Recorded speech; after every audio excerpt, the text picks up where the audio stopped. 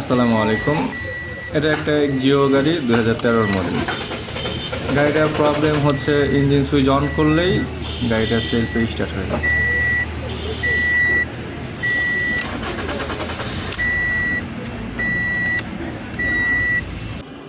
প্রথমে আমি বাইরের ফিউজ বক্সটা খুললাম, খুলে সেলফের ওয়ারিংটা চেক করলাম।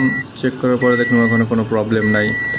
তারপরে এটা গিয়ার বক্সের চেঞ্জারের থেকে লাইন আসে, চেঞ্জারের লাইনটা চেক করলাম, দেখলাম চেঞ্জারের লাইনের ওইখানে সেলফের যে লাইনটা আছে সেটা মেন হয়ে রয়েছে। ইঞ্জিন সুইচ দিলে সেলফের লাইন অন হয়ে থাকে। তো তারপরে আমি ভিতরে ওয়ারিংয়ে দেখলাম, ভিতরে ওয়ারিংয়ে দেখার ভিতরে ফিউজ বক্সে দেখলাম যে কি যে একটা তার জ্বলা। তো ভিতরে ফিউজ বক্সে ওই তারটা জ্বলা থাকার কারণে তারটা ঢুকে একদম ভিতরে চলে গেছে।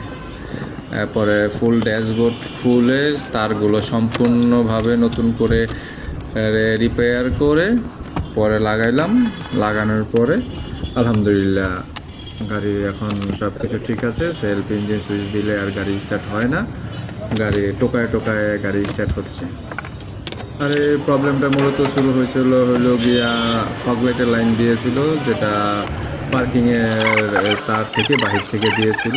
তো ওনারা কোনো রিলি ব্যবহার করে না, এই কারণে প্রবলেমটা শুরু হয়েছিল। তো আপনারা যারা এই লাইনটা দেন দেওয়ার সময় একটু সতর্ক থাকলে এই ক্ষতিটা আর হয় না। তো আলহামদুলিল্লাহ এখন সব কিছু ঠিক আছে, সবাই ভালো থাকবেন।